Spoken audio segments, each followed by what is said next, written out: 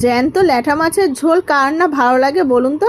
জ্যান্ত ল্যাঠা কেন, জ্যান্ত যে কোনো মাছের ঝোলই ভালো লাগে। তা সাত করে বেশ 1 কিলো ল্যাঠা মাছ কিনে নিলাম। তারপরে মাছ টাছ কাটিয়ে সোজা বেরিয়ে পড়লাম আমি, মেয়ে আর কর্তা মিলে মিয়ামুড়ির উদ্দেশ্য।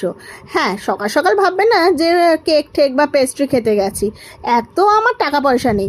আর বড়েরও যাওয়া আছে বললে এমনভাবে মুখটা খেঁচাবে, মনে হয় যেন আমি সব চেয়ে ফেলেছি মিয়ামুড়িও খাবার।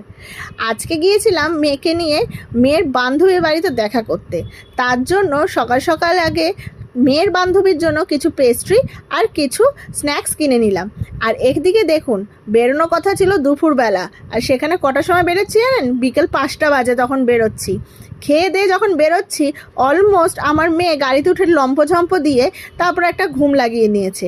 আর আমারও চোখটা বুঝে বুঝে আসছিলো, কিন্তু কি আর করা যাবে, তাও তাকিয়ে তাকিয়ে যেতে হচ্ছিল।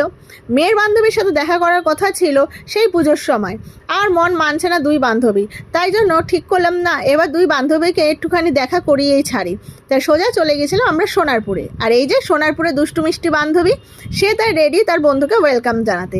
ঘর ঠর গুছিয়ে রেখেছে বন্ধুর জন্য। তাও বন্ধু বলো, ছাড় ওইসব, আমি আর তুই আয় গাড়ি চড়ি। তারপরে দুজনে মিলে গাড়ি চড়াচড়ি করতে করতে সোজা চলে গেল লেখাপড়ার মন দিতে। আরেকজন দেখুন কি করছে, বারবির মুখে কালার করছে। আমরাও করেছি ছোটোবেলায় এরকম, ঠ্যাং ফ্যাং ভেঙে চোখ উগড়ে কত কিছু করেছি।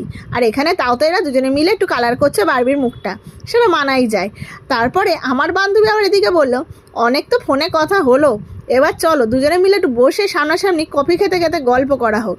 ব্যাস, দুজনে মিলে গল্প শুরু। কখন যে রাত হয়ে গেছে টেরই পাইনি। এরপরে গল্প করতে করতে বান্ধবী ঘড়ির দিকে তাকিয়ে বলে, এই তো অনেক রাত হয়ে গেছে, এবার একটু লুচি আর আলুর দমটা খেয়ে নেই। কড়াইশুঁটি কচুরি, সরি হ্যাঁ লুচি বলে ফেলেছিলাম, মাফ করে নেবেন। তারপরে কড়াইশুঁটি কচুরি আর আলুর দম খেতে বসলাম। আর এদিকে দুই বান্ধবী একে অপরকে খাইয়ে দিচ্ছে আর বলছে কবে যে দেখা হবে তার ঠিক নেই, এই দুজনে মিলে আমাদেরকে আর দেখাই করায় না। তাই এই ভাবনা চিন্তা করে তারপরে দুজনে বেরিয়ে গেল টাটা বাই বাই বলে। আর আমরাও চলে আসলাম বাড়ির উদ্দেশ্যে। বাড়ি আস্তে আস্তে প্রায় রাত 11টা বেজে গিয়েছিল। তো এইভাবেই কিন্তু আমাদের কালকের দিনটা কাটলো।